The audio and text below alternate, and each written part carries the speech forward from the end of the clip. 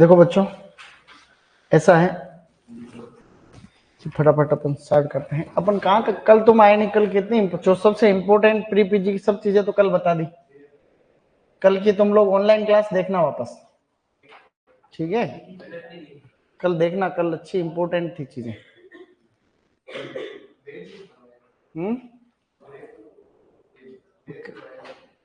हैं? बेर नहीं, बेर और वो भी हो गया, आंवला भी। हाँ, तो आंवला इंपॉर्टेंट था अपने आप में।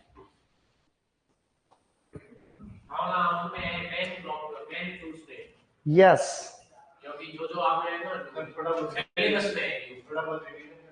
रिवीजन तो मैं हमेशा कराता हूँ, ऐसी बात नहीं है, रिवीजन तो कर लेंगे, कोई दिक्कत नहीं है, लेकिन अपने को पढ़ना जैसे कल हमने आंवले के बारे में बात की थी। तो आंवले में दो चीजें, जो एक जो अब सबसे इंपॉर्टेंट थी वो तो चलेगी, उसके बारे में तो अपन वापस बात करनी है। आंवले के अंदर जाइगोडोर्मेंसी होती है। क्या होती है? जाइगोडोर्मेंसी। आंवले में सबसे पहला पॉइंट तो हमने ये पढ़ा था कि आंवले के अंदर होती है जाइगोडोर्मेंसी। पहला पॉइंट यही, एग्जाम में भी 2 बार आ गया ये क्वेश्चन। ये क्वेश्चन किस में आया था? ये क्वेश्चन कल मैंने बताया था कि एक तो अभी आया था ये एग्रीकल्चर रिसर्च ऑफिसर में, और ये एक पंजाब का कोई पेपर होता है उसमें ये जाइगोडोर्मेंसी आंवले में होती है। दूसरा अपने को याद, इसमें फ्रूटिंग होती है डिटरमिनेट शूट्स के ऊपर। डिटरमिनेट शूट, कल मैंने बताया था डिटरमिनेट शूट होते क्या है। तो आंवले में जो फ्रूटिंग होती है बेटा, वो डिटरमिनेट शूट्स के ऊपर होती है। अब डिटरमिनेट शूट क्या होते हैं तुमको वो क्लास देखनी पड़ेगी, नहीं तो पूरा वापस पढ़ना पड़ जाएगा। आंवले में होती है सेल्फ इनकम्पेटिबिलिटी। Self incompatibility. हाँ, तो मैंने आपको स्टार्टिंग में कहा था 2 प्रकार की सेल्फ इनकम्पेटिबिलिटी होती है, गेमेटोफाइटिक एंड स्पोरोफाइटिक। तो बेर में तो होती है गेमेटोफाइटिक, और इसके अंदर होती है एक तरीके से स्पोरोफाइटिक सेल्फ इनकम्पेटिबिलिटी। ऐसा हमने पढ़ा। मैंने कहा था कि इसमें पोलिनाइजर वेराइटीज भी लगानी पड़ती। पोलिनाइजर का मतलब होता है जो पराग कणों की सप्लाई करने वाली किस्म है। तो पोलिनाइजर वेराइटी जो अच्छी वाली है, एक तो है चकैया। चकैया वेराइटी बेस्ट पोलिनाइजर है, और एक है NS7, नरेंद्र आंवला 7। इनको हम जनरली पोलिनाइजर वेराइटी के रूप में लगाते। आंवले में फूल कब आते हैं, ये भी क्वेश्चन है अपने आप में। तो लगभग जो है फेब मार्च के आसपास या से लेकर के अप्रैल तक इसमें फूल आते। तो ये भी क्वेश्चन इस तरीके की बातें थी। तो कल हमने बहुत काम की चीजों पर कल डिस्कस कर लिया था। वो वीडियो वापस देखना ही देखना, बीच में रोक रोक के देख लेना, जो मैंने लिखा रखा उसको आप चेक करना। फिर हमने आंवले की वेराइटीज पे डिस्कस किया था, improved varieties. Improved varieties, improved varieties के अंदर आप लोग क्या ध्यान रखोगे साथियों?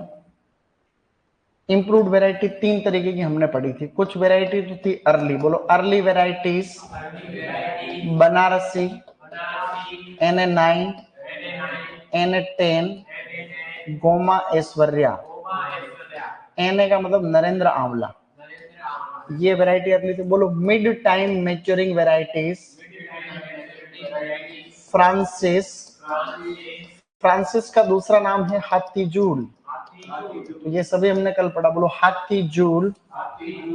इसमें NA4, NA5, NA6, NA7, 4, 5, 6, 7।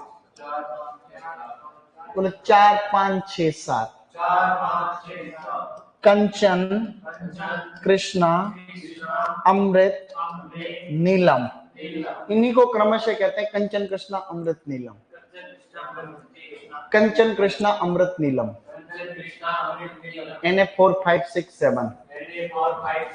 और जो लेट मैच्योरिंग वैरायटी है उसके अंदर लोग चक्कैया, चक्कैया, भवानी सागर, लक्ष्मी 52।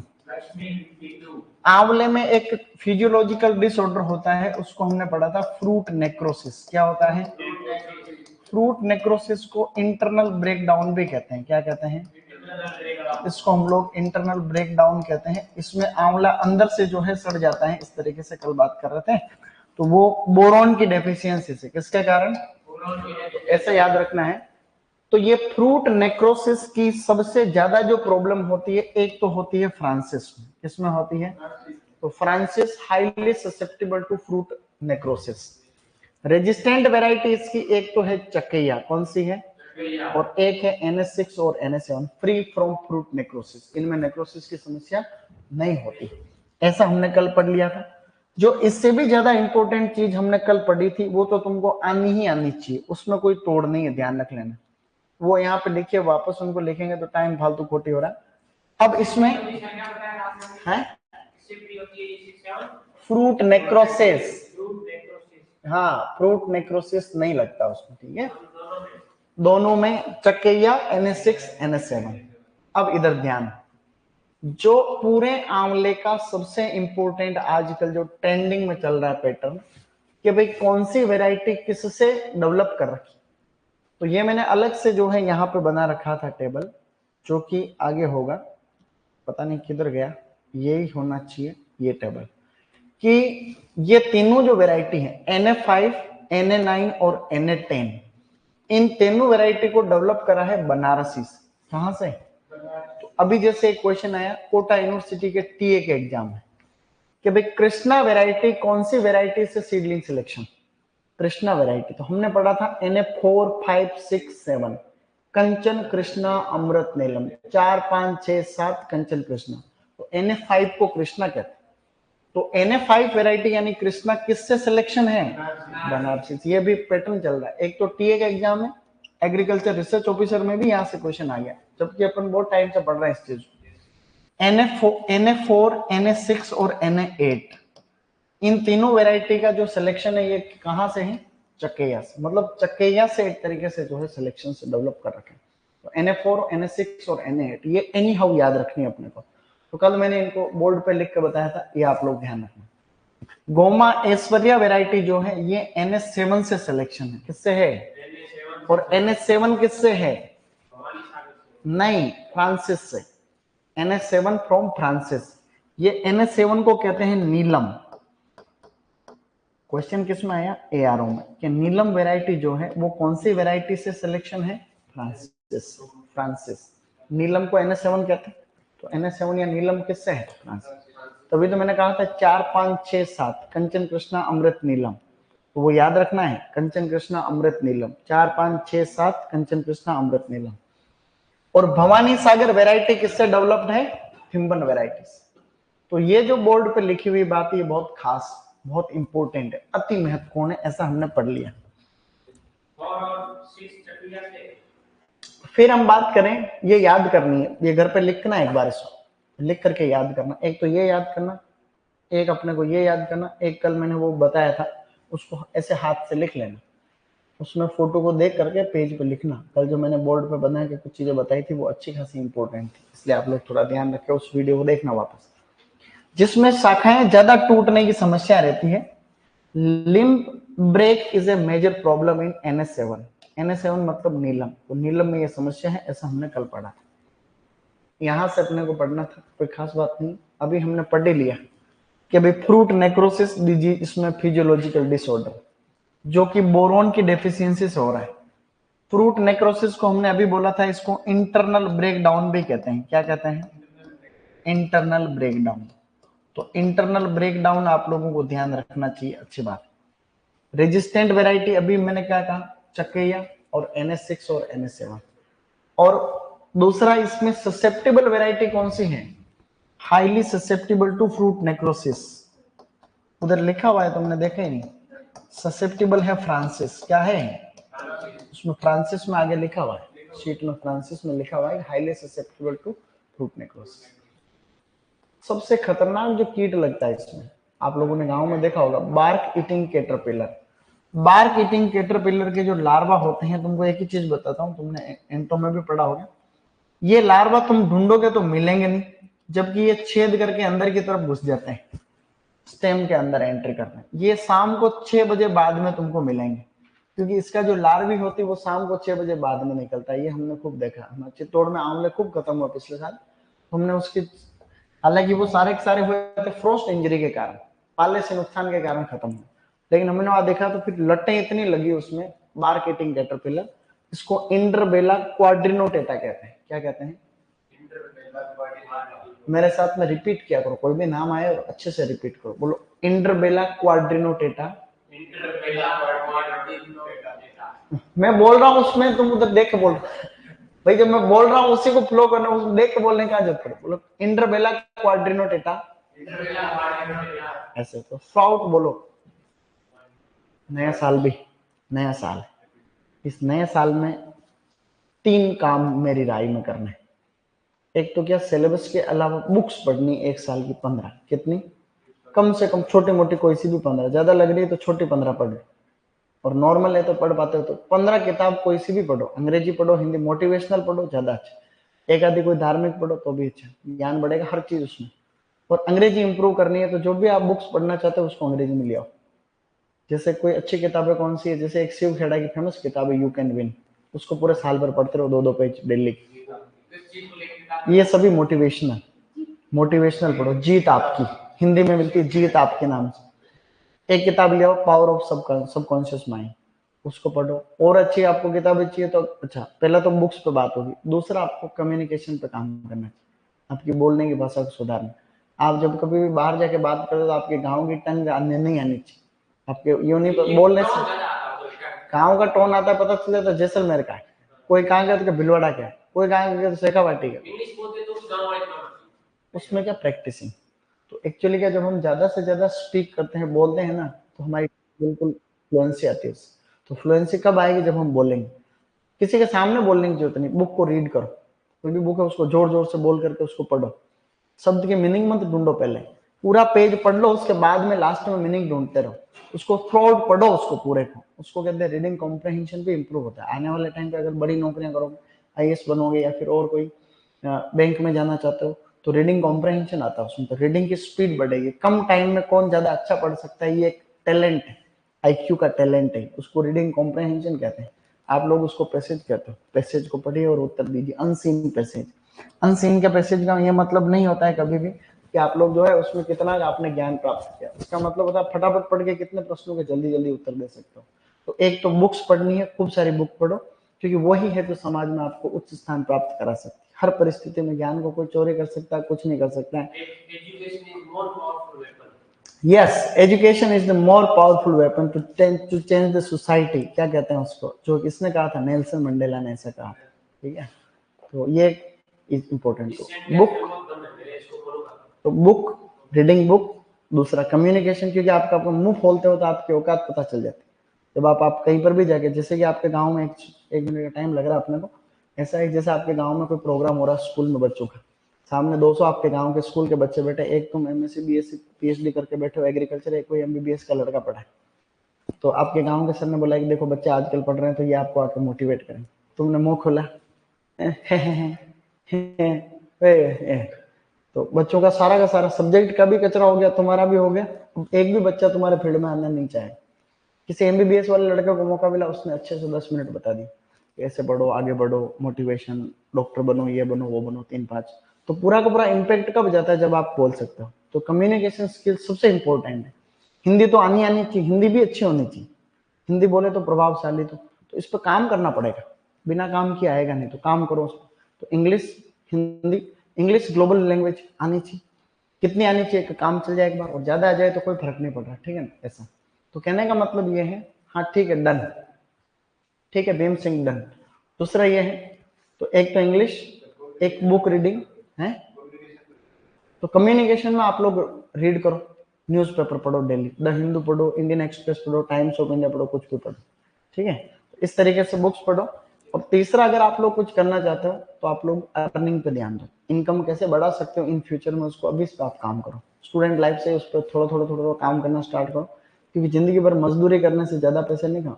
एक आदमी एक महीने के 1 लाख रुपए भी अगर कमाता है आज की तारीख में, और उदयपुर में खुद का घर बनाना चाहता है, तो यहाँ पे एक प्लॉट की कीमत 1 करोड़ रुपया है, ठीक ठीक छोटे से प्लॉट की कीमत। तो 1 करोड़ रुपया, 1 लाख अगर एक महीने के कमा रहा है, बचा रहा है माना ये 1 महीने के, इसका मतलब वो 1 करोड़ कमाते कमाते कितना, से लगभग 10 साल का टाइम लगेगा उसको, तब जाकर के वो 1 करोड़ में यहाँ खाली प्लॉट ले पाएगा। मकान किधर बनाएगा, तो झोंपड़ी लगा है। अलग अलग area wise it varies from place to place, वहां लगे वहां लगे, कहीं पे 5,000 स्क्वायर फीट है, कहीं 7,000, कहीं 10,000, और भी सिटी में जाओगे तो और अनशंत महंगा। एक उदाहरण बता रहा हूँ मैं तो आदमी मजदूरी करके ज्यादा नहीं, तो आपको कंपाउंडिंग का पावर पढ़ना पड़ेगा। तो एक किताब वो भी खरीद लेना, जिसको हम लोग कहते हैं कि जैसे किताब आजकल बड़ी फेमस चलती है, मेरे पास भी है, द साइकोलॉजी ऑफ मनी, ये भी कैसा। तो कई तरीके की चीजें अपने को लर्न करनी रहती, तो पढ़ोगे नहीं तो आपको कभी भी समाज में उच्च स्थान प्राप्त नहीं होगा। द साइकोलॉजी ऑफ मनी, धन का मनोविज्ञान, ऐसा कुछ कहते हैं हिंदी में, तो ये पढ़नी चाहिए। अंग्रेजी में पढ़ो, आधी समझ में आएगी आधी नहीं आएगी, तो अंग्रेजी भी सीख जाओगे ऐसे, और बहुत काम आएगी। नोट्स बना लो साथ साथ में। इसमें एक रिंग रस्ट प्रॉब्लम और होती है भाई। इंसेक्ट तो कौन सा लग गया है? हाँ, नोट्स बनते क्यों नहीं बनते भाई? नोट्स बनते हैं, आप कहीं कल जाकर के जाओगे तो कई भाषण देना, जैसे तो मनी के ऊपर बोलनी 2 लाइनें, तो कहाँ से बोलोगे? तुमको पूरी किताब याद थोड़ी रहे। हर किताब में अच्छी अच्छी बातें आती है उसमें, तो अंडरलाइन। एक बात बताई मैंने कहा एक बात बताई, नया साल, मैंने कहा एक्स्ट्रा। तो जो रिंग स्पॉट है, इस रिंग स्पॉट क्या, इसमें जो आपका रिंग रस्ट होता है, रस्ट भाई, इंसेक्ट तो आंवले का मेनली कौन सा हो गया? बार्क ईटिंग कैटरपिलर, कोई खास बात नहीं। और रस्ट लगता है, रस्ट में फंगस का नाम है रेवेनेलिया एम्ब्लिका। क्या नाम है? तो इंसेक्ट तो हो गया बार्क ईटिंग कैटरपिलर, डिजीज हो गया रिंग रस्ट, और प्रॉब्लम होगी फ्रूट नेक्रोसिस, बोरॉन डेफिशिएंसी। इस तरीके से छोटी मोटी बातें हमने पढ़ी। अब सब में से मेरा फेवरेट क्रॉप, डेट पाम। खजूर से ज्यादा इंपॉर्टेंट कुछ है नहीं साथियों, राजस्थान में सबसे महत्वपूर्ण है। आने वाले टाइम पे इसका इंपॉर्टेंस डे बाई डे बढ़ेगा। क्यों? क्योंकि हाई रिम्यूनरेटिव क्रॉप है, कम एरिया में आप अच्छा पैसा इससे कमा सकते। तो पहले इसके बेसिक जान लेते हैं, फिर हम लोग इसके बारे में कुछ चीजें मैं लिख के बताऊंगा, बहुत काम की। इसका साइंटिफिक नेम होता है फिनिक्स डिक्टाइलिफेरा। क्या होगा? फिनिक्स डिक्टाइलिफेरा। पामी और एरेकेसियस की फैमिली होती है। क्रोमोजोम नंबर 36, इराक या फिर पर्शियन गल्फ या फिर वेस्ट एशिया, सभी लगभग आसपास के एरिया का नाम है। चाहे तो वेस्ट एशिया हो, चाहे पर्शियन की खाड़ी हो, चाहे आपके जो है इराक, ये इसका ओरिजिन, ठीक है ना। भीम सिंह ये कह रहा है handbook of horticulture, basic horticulture, ग्लोस्टस कंपेरेटिव, रेडी एंड रोकर, रेडी रेक्लर, yes, pomology objective book and BS Hada, Bharat Singh Hada, अभी पढ़नी है सर। हाँ तो पढ़ लेना। ऐसा है कि भरत सिंह हाड़ा तो ऑब्जेक्टिव है, उसमें तो इजी फटाफट शाम को प्रैक्टिस करो, अगर किसी को जेआरएफ वगैरह तैयार करनी है। हैंडबुक ऑफ हॉर्टिकल्चर में ज्यादा लोड नहीं लेना है। हैंडबुक ऑफ हॉर्टिकल्चर को आप स्किप भी कर सकते हो, लेकिन फिर भी अगर आपको टाइम है तो पढ़ लो हल्का फुल्का। दूसरा बहुत बड़ी है, 2000 रुपए लगते हैं, 2 वॉल्यूम आते हैं फर्स्ट। नहीं तो अच्छा है, अच्छा है। तो कुछ टॉपिक अगर पढ़ने हैं तो उसमें से पढ़ लो, बाकी बहुत विस्तृत है। बाकी बेसिक हॉर्टिकल्चर तो पढ़नी चाहिए। Basic horticulture by Jitendra Singh, अच्छी किताब, ठीक है। रेडी रेगुलर तुमको ठीक है, पोमोलॉजी फटाफट नोट्स तुम्हारे उसमें नोट्स टाइप ही है वो अपने आप, ठीक है। ऐसी कोई खास बात नहीं। ग्लोस्टस तो पढ़नी ही है। जो सबसे कम समय में ज्यादा ज्ञान प्राप्त करा सकती है, एक तो एस.एन. गुप्ता इंस्टेंट हॉर्टिकल्चर, और एक है वो 2 किताबें सब जानते हैं। एक तो है ग्लोस्टस horticulture by doctor SN. Gupta, instant horticulture, instant horticulture by SN. Gupta, और एक बुक है जिसे कहते हैं ग्लोस्टस हॉर्टिकल्चर, ग्लोस्टस है रिटन बाय एस साल्व कुमार। 2 है, मुत्थु कुमार, साल्व कुमार, ऐसे 2 नाम है, साउथ के ही है ऐसे। तो ग्लोस्टस के नाम से फेमस। अपनी किताब तो सबसे बेस्ट है, बागवानी। बागवानी नाम से मिलती है, ऑब्जेक्ट वस्तुनिष्ठ बागवानी, सबके लिए ओवरऑल। हिंदी मीडियम है लेकिन फिर भी अच्छी। बस ये 2 एक बार 2, ये अभी पढ़ने की सलाह नहीं दे रहा हूँ, बात बता रहा हूँ। अगर जेआरएफ की तैयारी करनी है आगे पर्पज के लिए, कभी भी आपके पास चाहिए किताबें चाहिए, क्योंकि किताबें ज्ञान देती। साथियों, ये हम बेसिक जो जानते हैं उसके बारे में बात कर रहे हैं। इडिबल पार्ट पेरिकार्प होता है, और फ्रूट टाइप इसका होता है सिंगल सीडेड बेरी। क्या होता है बच्चों? Single seeded berry. तो सिंगल सीडेड बेरी में कोई दो राय नहीं है। ऐसा अगर सिंगल सीडेड बेरी नहीं हो तो ड्रूप करना है। क्या करोगे? ड्रूप। ये सभी हमने पहले पढ़ रखे। स्पेडिक्स के बारे में हमने पहले चर्चा करी थी, नहीं करी थी, तुमको बताया था इन्फ्लोरेसेंस के टाइम पे। मैंने कहा 4 ऐसे हैं जिनमें स्पेडिक्स होता है, ABCD, अरेका नट, बनाना, coconut, date palm. Areca nut, बनाना, coconut, date palm. Areca nut हम लोग कहते हैं सुपारी को, तो जो सुपारी होती है, सुपारी को कहते हैं अरेका कटेचू, मोनोकोट में हमने पढ़ रखा है। काजू को कैशूनट कहते हैं। तो इन चारों के अंदर इन्फ्लोरेसेंस क्या होता है? स्पेडिक्स होता है। खजूर की खेती के लिए एक अरबी की कहावत फेमस है खजूर के लिए, कि भाई खजूर ऐसा पौधा है जिसको टेम्परेचर चाहिए लेवल का, मतलब ऐसे एरिया जहां पे 45 डिग्री सेंटीग्रेड तक का तापमान मिलता हो, और जिसको फुल पानी क्या मॉइस्चर इसको खुद चाहिए, खूब चाहिए। इसका मतलब ये है, अरबी कहावत है, अरब के लोग, क्योंकि खजूर उधर का ही ओरिजिन है। तो इसमें यूं कहते हैं कि इसका हेड तो रहना चाहिए फायर में, यूं, और ये आपका जैसे वाटर में, यूं कहते हैं कि its feet in running water and its head in the fire of the sky. एक कहावत है इसके लिए, its feet in running water and its head in the fire of the sky. अरबी लैंग्वेज के बड़ा सा अच्छा प्रोवर्ब है, कभी आ जाए। ये आपका वेस्टर्न राजस्थान के अंदर गंगानगर, बीकानेर, जैसलमेर, बाड़मेर, जोधपुर एंड चूरू के ये जो सराउंडिंग एरिया, नागौर का सराउंडिंग, अच्छा पानी, लेवल का पानी, और वहां पे टेम्परेचर फुल, इस तरीके के जो है। दूसरा इसमें ये है, यहाँ पे और आगे देखो बातें क्या कर रखी है, इस पर ध्यान दो। एक्चुअली सॉइल में आपको एक बात ध्यान रखनी है, सॉइल में ये अगर आपका 10 तक पीएच है ना, तो भी ये टॉलरेट कर सकते हैं, मतलब हाईली टॉलरेंट। सॉइल सैलिनिटी और एल्कलिटी को सबसे ज्यादा यही टॉलरेट कर सकता है, ठीक है ना, सबसे ज्यादा। क्वेश्चन क्या आता है, दो इसके रिगार्डिंग दो क्वेश्चन फेमस। सबसे ज्यादा पीएच को टॉलरेट करता है केवल डेट पाम। ऐसे क्रॉप जो पीएच कम और ज्यादा, यानी कि एसिडिक और एल्कलाइन दोनों सॉइल को टॉलरेट करेगा, उसका नाम है बिलपत्र। बील फेमस है एसिडिक सॉइल के लिए, इसके अलावा और कोई क्रॉप नहीं है जो एसिडिक में, हमने पहले पढ़ रखा है, हमने पढ़ा है एसिडिक सॉइल को टॉलरेट करने में बिलपत्र है, ठीक है। और ये हाई पीएच में सबसे ज्यादा यही आपका करेगा। क्लाइमेट कैसा चाहिए, hot dry days and cool nights, ठंडी रातें और दिन का तापमान हाई, जैसा कि आपको पता है। अब हल्का फुल्का सा टेम्परेचर में फ्लावरिंग और राइपनिंग, यानी कि फूल आने के लिए और पकने के लिए टेम्परेचर चाहिए 25 टू 29 या 25 टू 30, ऐसे याद रख सकते हैं, 25 टू 30 डिग्री सेंटीग्रेड हल्का सा।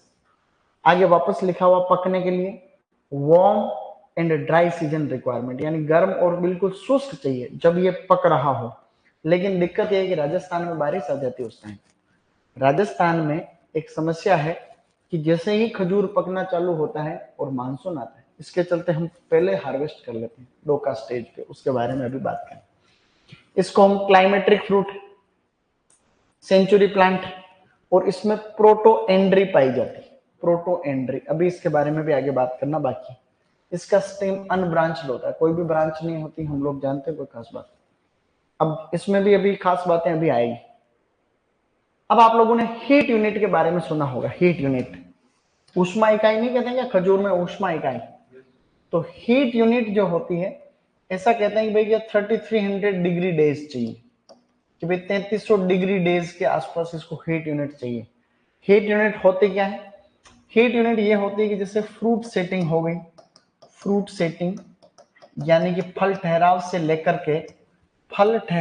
लेकर के जो आप लोगों की हार्वेस्टिंग होती है, हार्वेस्टिंग तब तक जो इसको टेम्परेचर चाहिए प्लांट को, वो सभी का एक फॉर्मूला बना रखा है, जिसे हम लोग कहते हैं हीट यूनिट।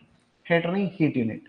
हीट यूनिट को कैलकुलेट करने का फॉर्मूला है, जो कि अभी एसआरएफ के एग्जाम में भी पूछा गया था।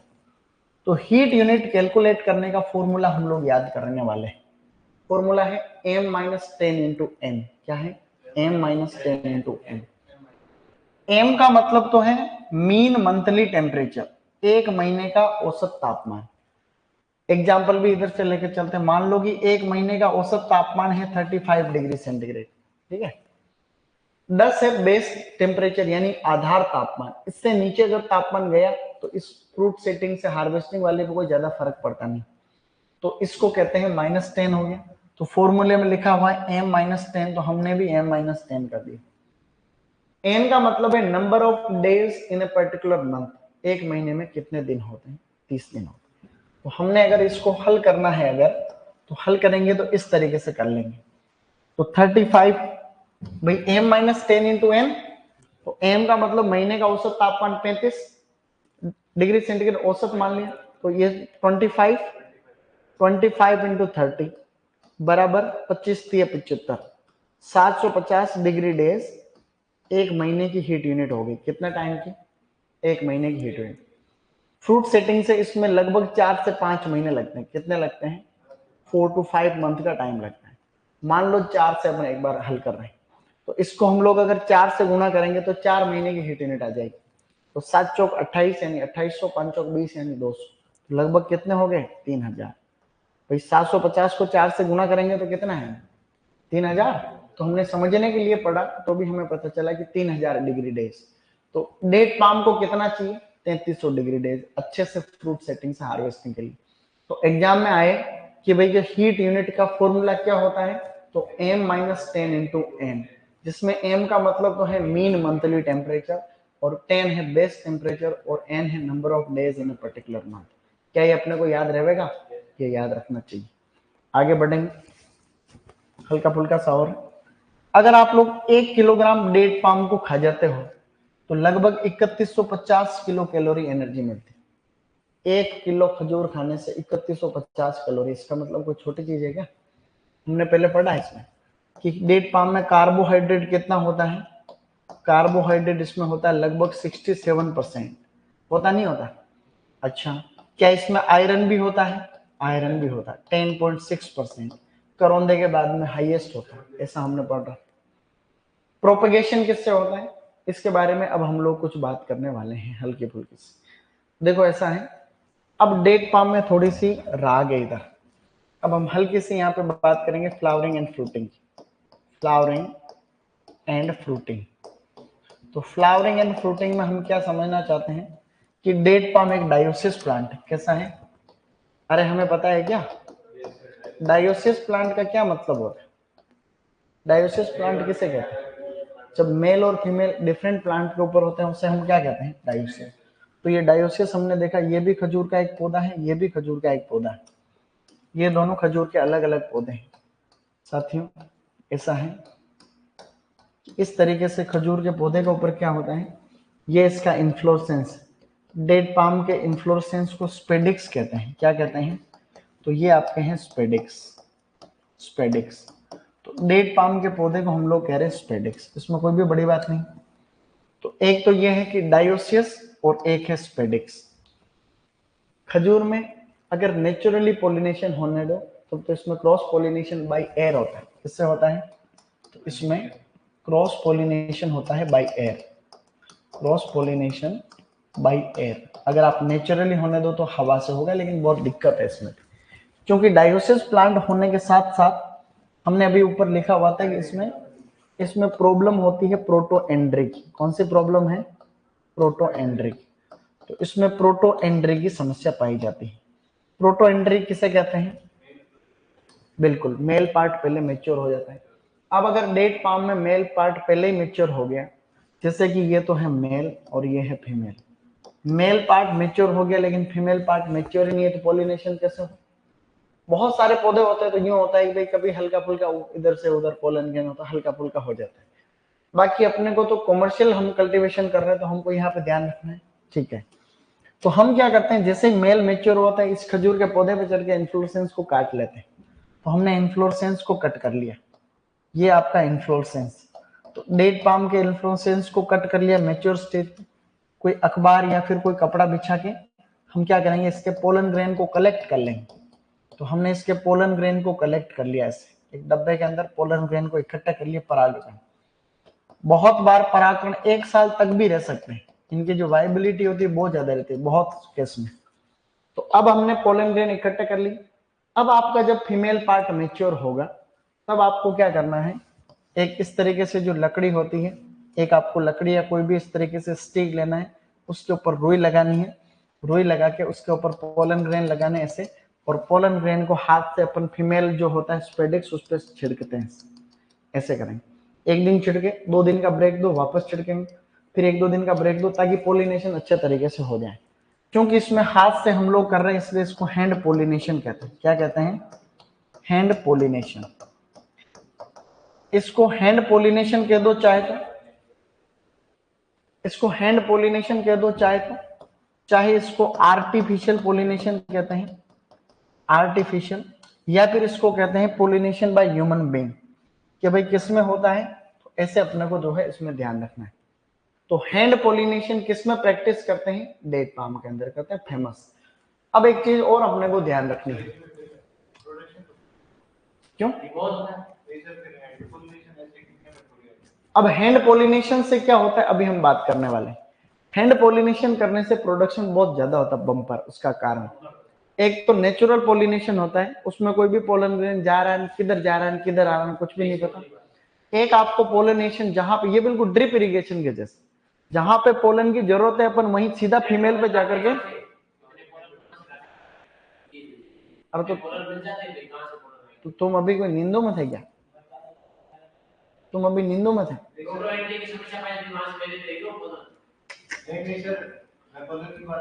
तुम्हारी बात तो मैं समझ गया, तुम्हारी बात, हाँ तुम्हारी बात तो मैं समझ गया तुम्हारे, लेकिन तुम पीछे वाले की नहीं समझे, तुम सुने ही नहीं। तुम कह रहे हो पोलन ग्रेन कहाँ से लाते हो, तो मैं वही तो बता रहा हूँ।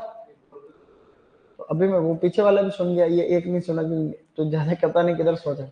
मैंने ये कहा कि मेल होता है, मेल प्रोटो एंट्री तो समस्या है, समस्या तो वो पूरे में कलेक्टिव समस्या है, लेकिन मेल पार्ट है वो मेच्योर हो गई। तुमने इसके स्पेडिक्स को काट लिया, एक पौधा ही थोड़ी है, बहुत सारे मेल, इन सभी मेल में से हमने पोलन ग्रेन को यहाँ पे इस स्पेडिक्स को काट के कपड़ा बिछा के पोलन ग्रेन इकट्ठा करके भर लिया इधर।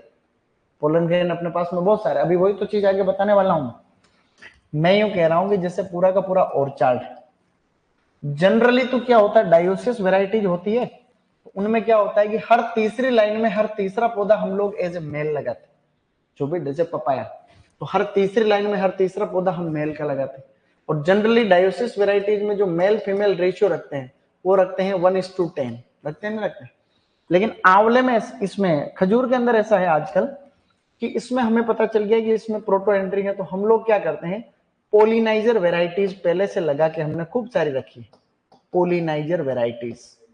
अब पोलिनाइजर वेराइटीज का मतलब क्या हुआ, पोलिनाइजर वेराइटीज का मतलब हुआ ऐसी वेराइटी जिनका काम केवल पोलन ग्रेन प्रोडक्शन का है। मेल है तो मेल के ऊपर फीमेल तो है नहीं, तो मेल पे तो फ्रूटिंग होने से, कोई नर पे तो फ्रूटिंग नहीं होगी, नर में तो अंडा से थोड़ी होता है, वो तो फीमेल पे होगी फ्रूटिंग। अब मेल पे जब फ्रूटिंग होगी तो मेल पे जब काम ही मेल का पोलन ग्रेन प्रोडक्शन का है, तो हमने बगीचे के अंदर साइड में खूब सारे मेल प्लांट लगा रखे, इनको पोलिनाइजर वेराइटी कहते हैं। जो सबसे फेमस पोलिनाइजर वेराइटी है उसका नाम है गन्नाबी।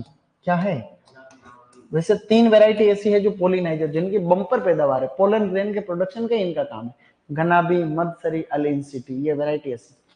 ये क्वेश्चन मैंने तुमको पहले भी बताया जब मैंने आपको पपाया की बात कर रहे थे, मैंने कहा ये प्री पीजी में और अभी कोटा यूनिवर्सिटी के टीए के एग्जाम में तो अभी अभी आ गया कि डेट पाम के अंदर सबसे फेमस जो पोलिनाइजर वेराइटी वो कौन सी है, गनाबी वेराइटी को सबसे ज्यादा।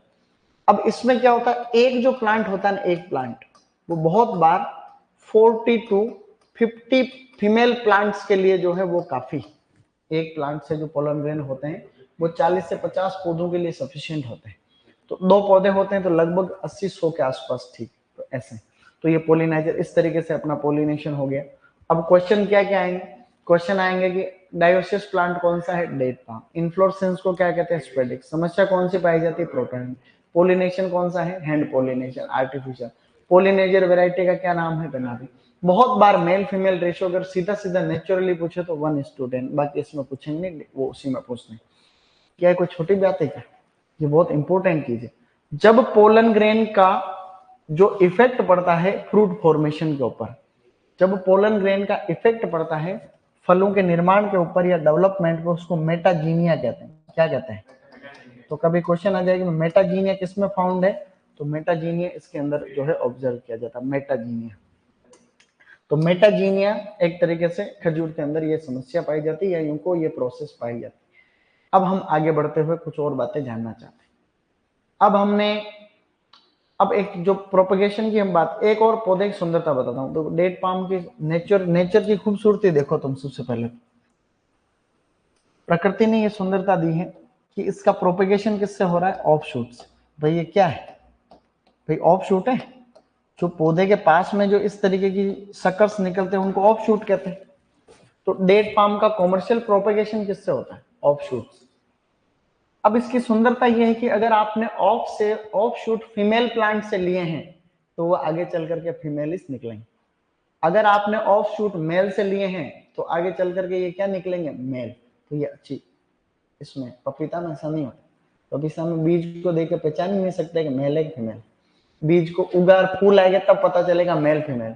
लेकिन अगर ऑफ शूट आपने, if the off shoots are taken from female plant, तो ये आगे जाकर के फीमेलिस निकलेंगे। ये फाइनल है, ये इसकी प्रकृति की सुंदरता है। इसीलिए तो हम लोग जब कोई और चार्ट, मैं इतनी देर क्या कर, मैंने अभी रिसेंट यही तो बोला पिछले 50 सेकंड में। मैंने ये बोला कि डेट पाम का प्रोपगेशन ऑफ शूट से होता है और एक ऑफ शूट का जो आइडियल वेट होता है वो कितना होता है? 12 to 14 kg। परंतु आजकल जो सबसे अच्छी प्रोसेस है वो है टिश्यू कल्चर।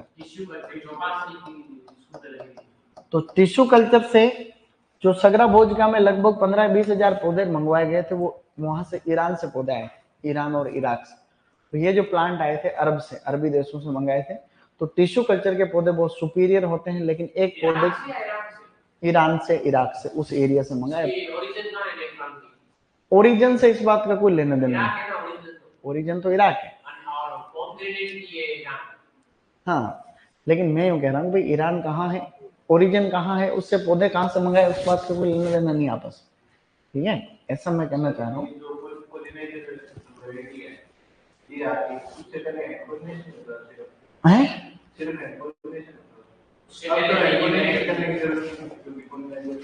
नहीं नहीं, अरे तो पोलिनाइजर वेराइटी हमने लगाई तो उससे हम लोग पोलिनाइजर के ऊपर चढ़ चढ़ के काट के लाते हैं उसको।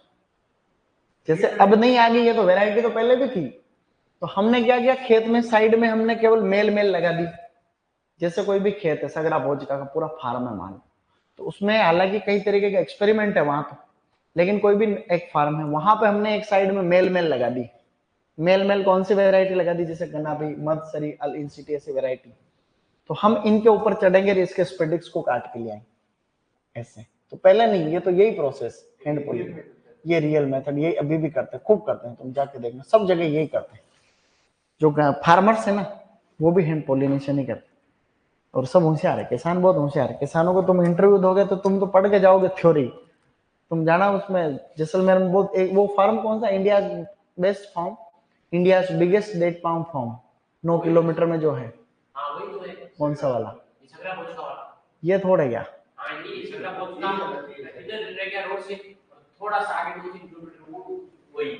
अरे तो उसके ऊपर ये लिखा हुआ है कि India's largest date palm farm 9 kilometre में फैला है।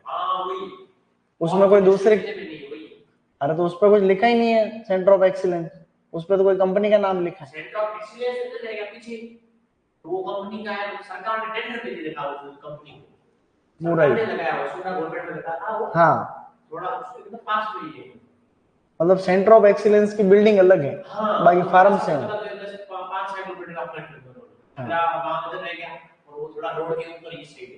9 किलोमीटर हो जाएगी सीधा जाके। हाँ, तो ये ठेका पे देते हैं, तो ठेका पद्धति पे सभी देते हैं वैसे आजकल। सेंटर ऑफ एक्सीलेंस मैंगो वाले को भी ठेका पद्धति दे रखा है। इस बार 2.5 लाख के आम्रपाली आम बेचे, वो कह रहा था डायरेक्टर है।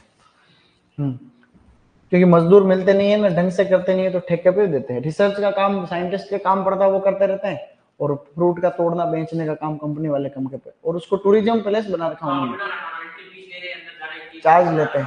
हाँ, पैसा लेते हैं। नहीं, मेरे को डेट पाम मेरा फेवरेट, मेरे ये सभी fruit favourite.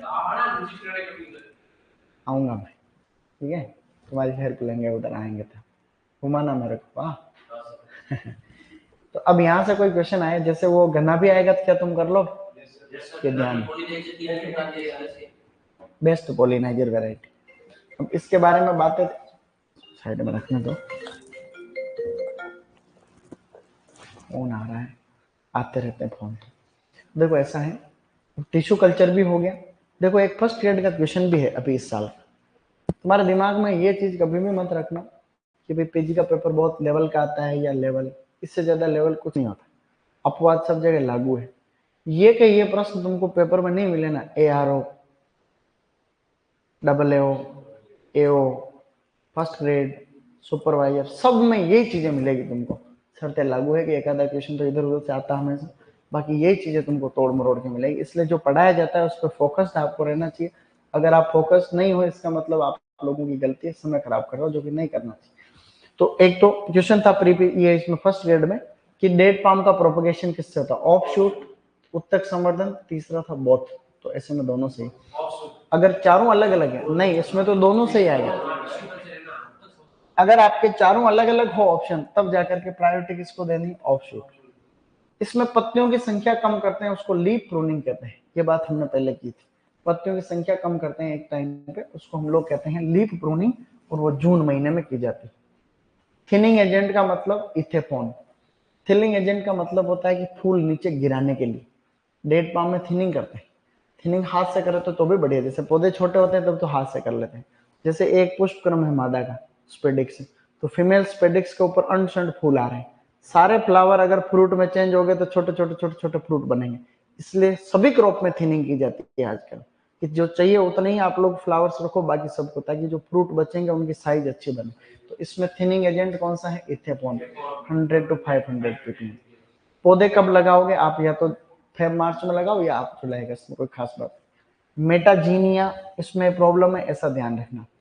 Male female ratio generally dioecious में जो है 10% या फिर 1:10 कई बार रखते हैं। पोलिनेशन, हैंड पोलिनेशन होता है, artificial pollination. In India production of date palm highest in Kutch region of Gujarat, followed by western Rajasthan. सबसे ज्यादा खजूरे तो होते हैं गुजरात के कच्छ एरिया में, उसके बाद में आपका पश्चिमी राजस्थान है। पश्चिमी राजस्थान में भी, जैसे गंगानगर में भी बहुत किसान खजूर की खेती करते हैं। आप यूट्यूब पे केवल ये लिख देना खजूर की खेती, तो खूब सारे वीडियो आ जाएंगे जो बेस्ट क्वालिटी के। पीछे पीछे वहां खजूर के पौधे के नीचे खड़े इंटरव्यू तुमको दे रहे हैं। पीछे देखोगे तो इतने खजूर, तुमने जिंदगी में ऐसे खजूर देखे ही नहीं होंगे, इतने खजूर लग रहे हैं पीछे। हाँ सब जगह होते हैं। अब इसमें, हाँ ये जो खजूर आती है ना मार्केट में, ये अलग-अलग टाइप की बात है। एक तो बिल्कुल ज्यादा चिकनी टाइप की, एक थोड़ी हाई क्वालिटी की, कोई कहते हैं ये मिलावटी। नहीं, अभी हम बात कर रहे हैं उस टॉपिक पे, अभी इसके बाद में उसी टॉपिक आ जाएगा, तो उसी पे हम डिस्कस करेंगे। अब आगे फ्लावरिंग का टाइम क्या है, लगभग मार्च। मार्च की जगह मार्च अप्रैल के टाइम पे, या फिर आप इसको फेब मार्च याद रखें। फेब मार्च में इसमें फूल आना स्टार्ट हो गए अच्छे से, फरवरी मार्च। फ्रूट मेच्योर कब होंगे, जून जुलाई में हो जाएंगे। उसी के अकॉर्डिंग यहाँ पे ये स्टेजेस दे रखी है। इन 4 स्टेज को मैं वापस बोर्ड पर लिख नहीं रहा हूँ क्योंकि लिखी हुई है, मैं कहूँ तो समझ लेना आप लोग, जो कह रहा हूँ बात। यहाँ से 4 क्वेश्चन अलग अलग एग्जाम में आए हुए। डेट पाम बहुत इंपॉर्टेंट क्रॉप है। कोई भी फ्रूट जब पकता है तो उसमें कई तरीके के फिजियोलॉजिकल चेंजेस होते हैं।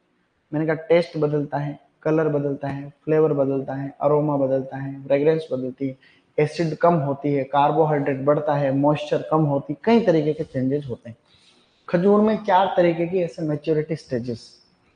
सबसे पहले तो है गंडोरा कीमरी, क्या है, दूसरी बोलो डोका खलल, डेंग रुतब, पिंड टेमर, टेमर या तामर। ये 4 अवस्थाएं हैं, क्रमशः है ये रेस्पेक्टिवली।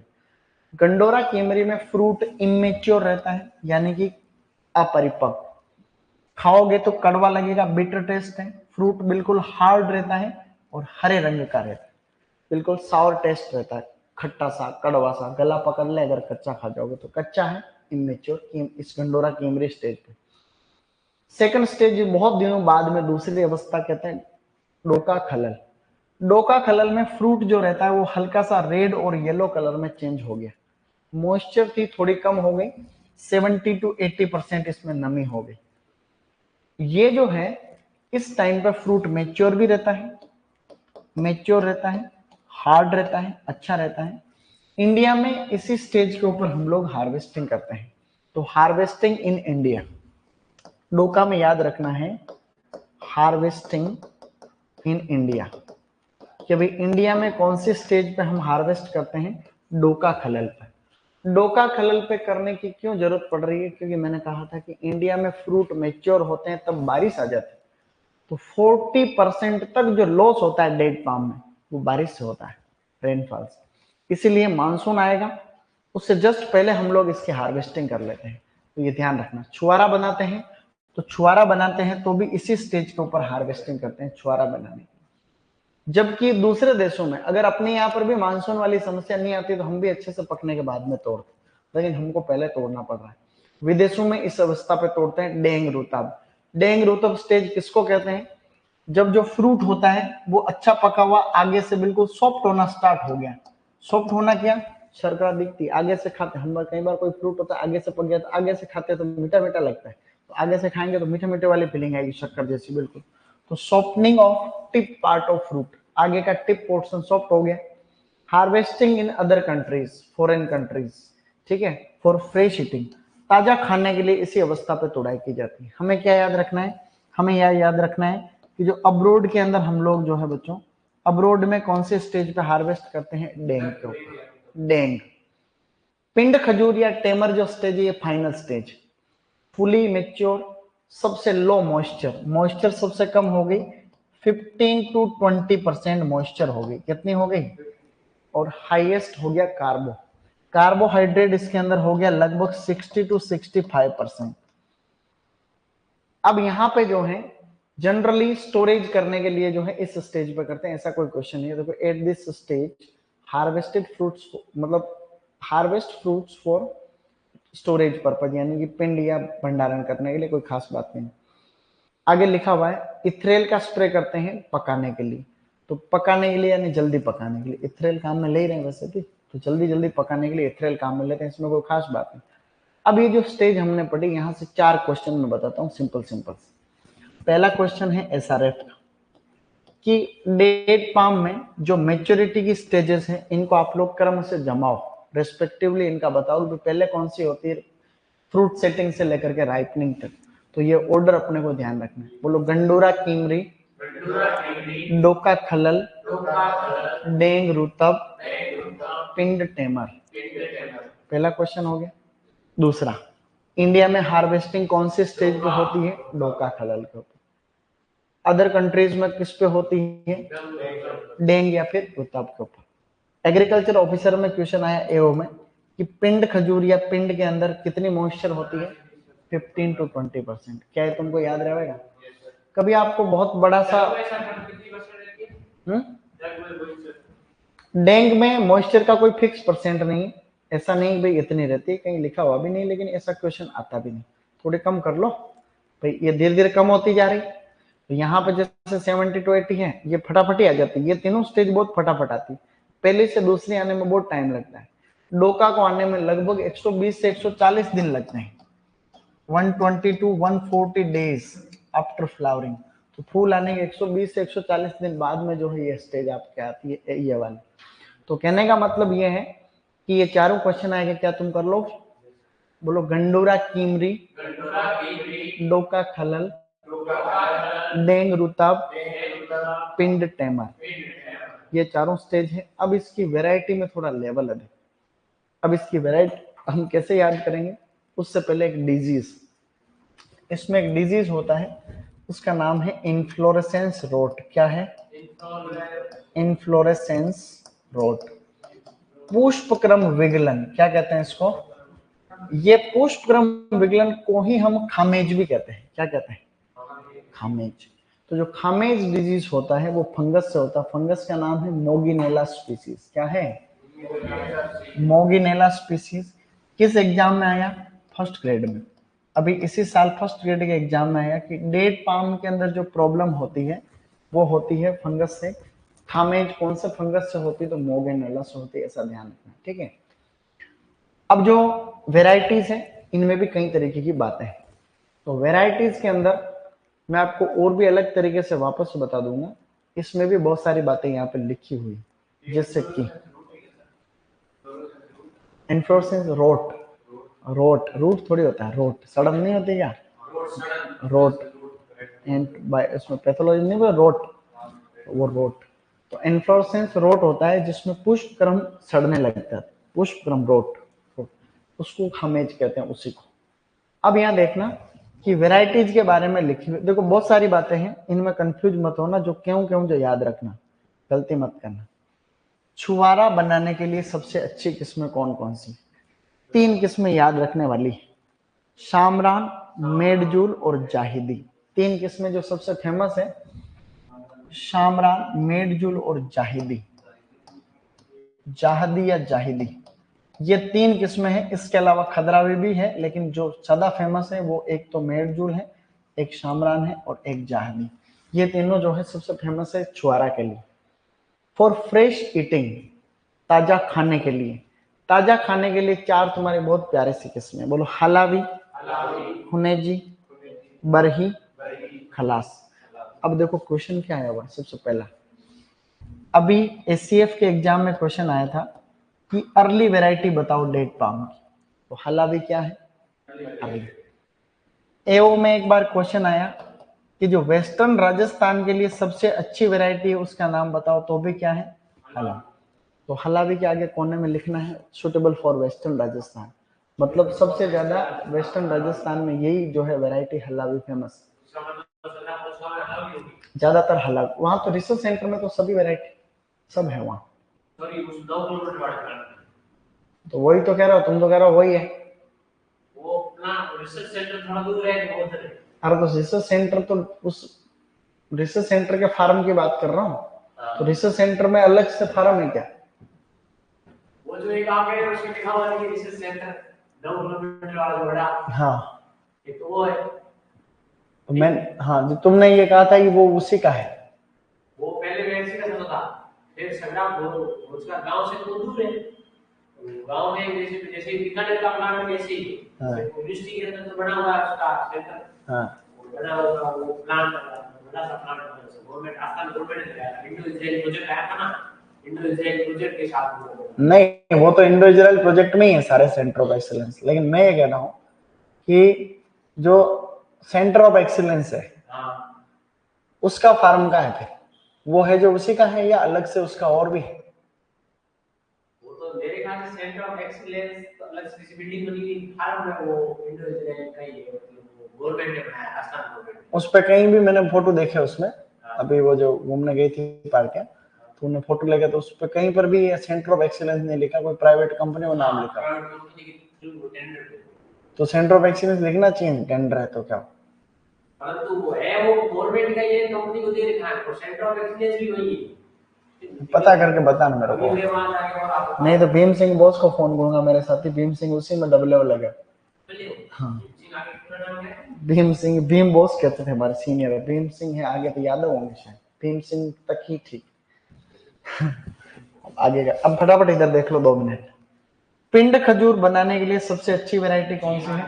जाहिदी। क्या है? जाहिदी या जाहिदी। अनइवन राइपनिंग कोई इंपॉर्टेंट नहीं, अनइवन का मतलब फिक्स नहीं है कि कब पकेगी, मतलब कभी भी अनइवन कभी ज्यादा। तो इसमें है शामरान, जिसमें सबसे ज्यादा टीएसएस होता 41 का, याद नहीं रखना है, लोड नहीं। इन्वर्टेड शुगर, इन्वर्टेड शुगर जिसमें होती है, जिनको हम लोग सॉफ्ट डेट भी कहते हैं, सॉफ्ट डेट। सॉफ्ट डेट का मतलब मुलायम फल वाले। इन्वर्टेड शुगर सुक्रोज को कहते हैं, ध्यान रखना, किसको कहते हैं? सुक्रोज। क्योंकि ये जो केमिस्ट्री के अंदर यूं देखते हैं जैसे कि ज्यादातर उसमें जो साइकिल होता है वो ऐसे क्लॉकवाइज होता है, घड़ी के जैसे।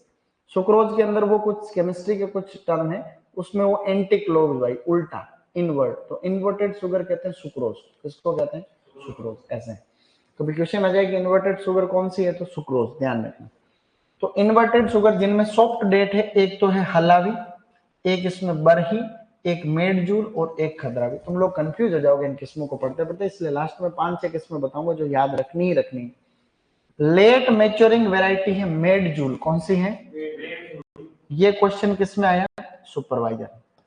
एक किस्म सबसे फेमस लेट तो है मेडजूल, और बाकी जहादी वैरायटी भी लेट है, ये भी लेट है, बट लेट में एक ही याद रखनी है, मेडजूल।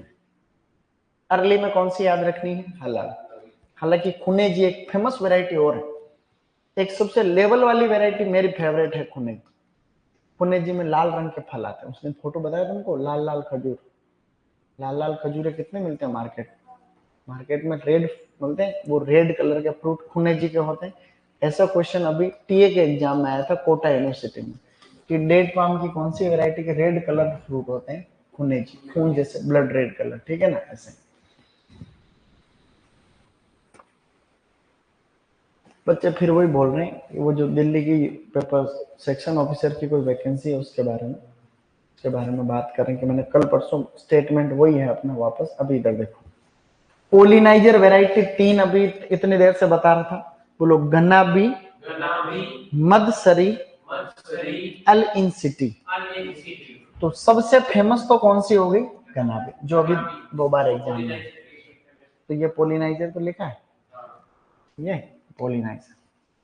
प्रोसेसिंग के लिए हियानी, प्रोसेसिंग का मतलब अलग अलग तरीके के प्रोडक्ट बनते हैं, इसमें तो फिक्स नहीं। बोलो सूर्य, नहीं स्टार्टिंग से इसमें क्रम से बोलो, हियानी, चिपचेप, सूर्या, जामली, सगाई। बोलो हियानी, चिपचेप, सूर्या, जामली, सगाई। ऐसे याद रखना। देखो चिपचेप, ये हयानी, चिपचेप, सूर्या, जामली, जामली, सगाई। क्रम उल्टा पुल्टा होगा। खदराबी और मेडजूल जो है सोमेटिक एम्ब्रियोजेनेसिस से डेवलप कर रखी है, कोई खास बात नहीं है। अब इसमें वैरायटी हमने कोई भी 5 जैसे याद रखनी हो तो कौन सी याद रखें, मैं कह रहा हूं उससे जोड़ने की कोशिश करना। Early variety Halawy, western Rajasthan में हलावी, रेड कलर के फ्रूट खुनेज, डेट छुआरा बनाने के लिए, सबसे छुआरा मेकिंग के लिए Samran, Medjool, Zahidi, Samran, Medjool. Late maturing variety Medjool. क्या तुमको याद रहे? बस ये 5 पॉइंट भी याद रहो तो भी बात बन जाए। आगे इससे और क्या क्या प्रोडक्ट बनते हैं? छुआरा बनता है, डिबिस, एक डिबिस बनती है, ये एक तरीके से बेवरेज पेय पदार्थ बनता है। एक बनती है एरेक, एरेक बनती है इराक के अंदर। इराक के अंदर एक इससे जो है बनती है, ध्यान रखना, बेवरेज पेय पदार्थ बनता है, ऐसा हल्का फुल्का है। तो आज के लिए इतना ही, कल इस पर वापस बात करेंगे थोड़ी सी 2 मिनट की, उसके बाद। ये तो पिंड खजूर है। पिंड खजूर तो प्रोसेस करने के बाद में बनता है। एक जैसे ज्यादा चिकनी होती है, ये जो ठेलों वाले लेके घूमते हैं, ठेले पे मैं बताता हूँ तुमको इसमें क्या है। इसमें भी एक लंबी चौड़ी बात है, सुनना तब तो बताऊं, कोई नहीं बैठो। एक डेट पाम में कई तरीके की चीजें हैं। डेट पाम में कई ग्रेड होते हैं, A grade, B grade, C grade, D. जैसे जेल से दुबई गए थे ना, तो पूरे स्टाफ के लिए वहां से खजूरे लेके आए, सीडलेस, बीज निकाल के प्रोसेस किए हुए, उनका अलग ही लेवल थे। वो एक पैकेट ही लगभग मेरे हिसाब से 2000 रुपए का मिलता होगा, 1 किलो, या 1000 रुपए का अगर ज्यादा साथ में लाए होंगे तो। इतने अच्छे खजूर। तो खजूर में बहुत प्रोसेस किए हुए प्रोडक्ट मिलते हैं, जो जिनकी अच्छी तरीके से प्रोसेसिंग हुई है।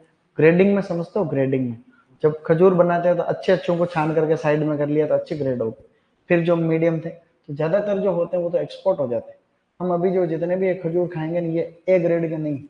अभी यहाँ जो खाएंगे, तो मॉल में जाना, जो मॉल में तुमको अलग अलग तरीके के मिलेंगे। जो मार्केट में मिलते हैं 100 रुपए के 4 किलो, ऐसे भी मिलेंगे, तो वो बच जाते हैं जो लास्ट का प्रोडक्ट मिलता है। अपन तो वो खाने वालों में से है देसी आदमी। वो ज्यादा चिकनी होती है, और वो जो 100 रुपए वाली चिकनी नहीं होती, तो चिकनी का मतलब क्या हुआ? वो सारा अच्छे माल है, प्रोडक्ट। ग्रेडिंग में एक शब्द में तुम समझ जाओगे, हर चीज की ग्रेडिंग होती है। चिकनी नहीं, उसमें चिकनी से क्या लेन देना?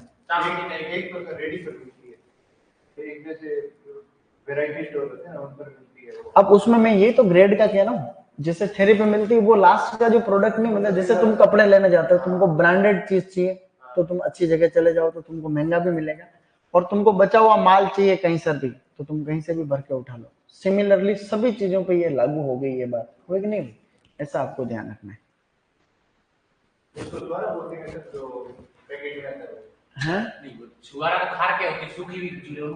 छुहारा होती है, वो होता है ड्राई डेट्स, वो सुखाने के बाद में हम लोग बनाते हैं, खारक कहते हैं उसको, तो वो छुहारा है।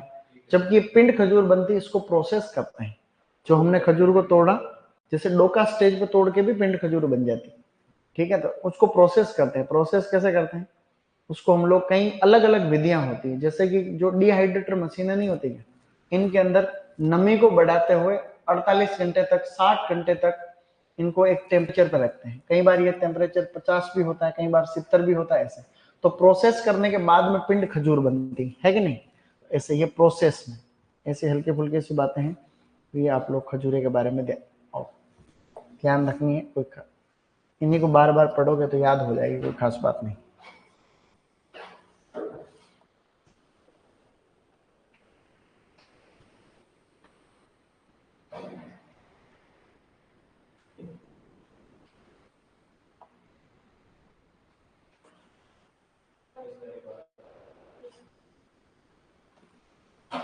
जो ऑनलाइन में वो पूछ रहे हैं निखिल कि भाई वो दिल्ली वाले ऑफिसर के लिए, तो मैं क्या कह रहा हूँ कि भाई ये अपना एक सिलेबस, उसके आधार पर अपन चल रहे हैं।